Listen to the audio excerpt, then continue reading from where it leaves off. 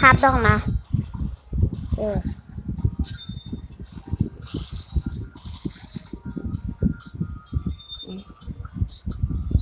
เอ๊ะ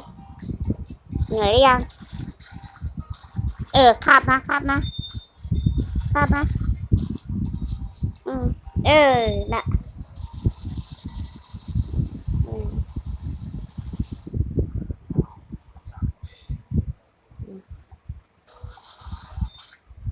อย่าเปิดประตูนะอย่านะกี้ขนมเอาไว้กินพรุ่งนี้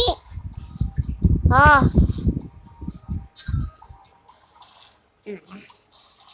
โจโลนอนโจโลนอนอย่างเดียวเลยลักกี้สมุดเลยลักกี้ครับลักกี้ครับ